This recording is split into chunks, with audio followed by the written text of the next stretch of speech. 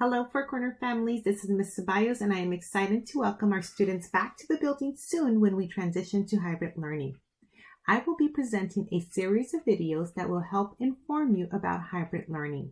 It is my hope that these videos will answer many of the questions you have about transitioning to hybrid learning. In this video, I will share information about schedules and cohorts. Let's begin. Last week, the school district shared a timeline informing the community when we would welcome students back. As we transition to hybrid learning, we will be taking a staggered approach. On March 2nd, we will transition kinder and first grade students to hybrid learning. All other students will remain in CDL.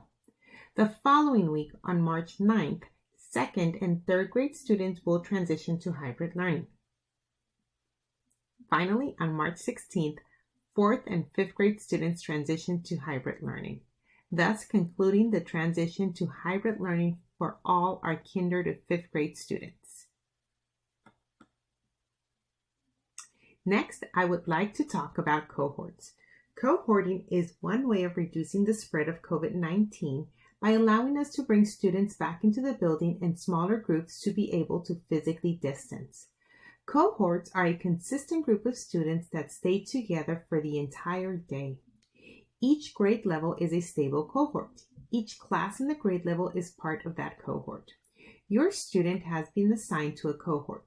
The two cohorts are Tuesday, Thursday, also known as Cohort A, or Wednesday, Friday, also known as Cohort B.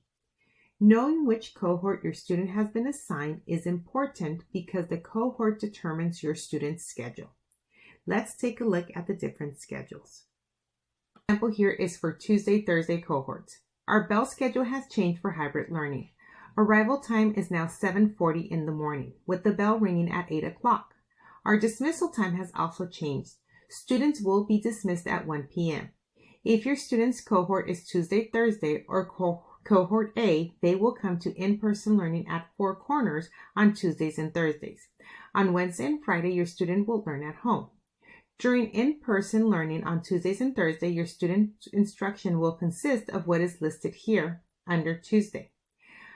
On Wednesday and Friday, which are their home learning days, your student will receive 30 minutes of intervention by an instructional assistant or reading specialist, 30 minutes of PE, and 30 minutes of music by their PE and music teachers. In addition, there will be up to 120 minutes of applied learning, which consists of different types of teacher-assigned work. Kinder and first grade students will receive up to 60 minutes of teacher-assigned work. This would be completed at home independently. Mondays will remain the same as they are now. On Mondays, some students currently meet with their teachers will continue. Music and PE teachers will continue to assign asynchronous family activities on Mondays. This here is an example for a cohort B. If your student has been assigned this cohort, their in-person learning days are Wednesday and Friday. Your students' at-home learning days are Tuesday and Thursday, with Monday remaining the same. So, how do I find my student's cohort? One way is on Parent View or Student View. To begin, click on this student icon. Then click on the additional information, and that will take you to the cohort information. You can also find your student's cohort on Remind by looking at this banner with your student's name. You will see the cohort is listed at the end of the line. If you do not find success with either of those manners, please call the office and we will gladly share your student's cohort with you. Now, just to review, students in A cohort receive in-person learning on Tuesdays and Thursdays.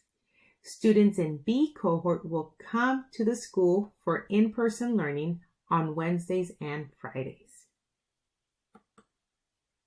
As we plan to transition to hybrid learning, we need your help to use our limited resources efficiently so we can plan for physically distancing our young riders. Can you bring your students to and from school? If so, great. To see if you are eligible for transportation services, visit the district's website and click on the bus picture. Look for the link that says Check Eligibility for Bus Services. and click Find School Transportation Info. If you are eligible, you will see a link to the Writer Registration form. Please fill it out to register for transportation services. If there is no link, your address does not qualify for transportation services. If that is the case, you will need to bring your student to and from school. We are working on other information and hope to get that out to you soon.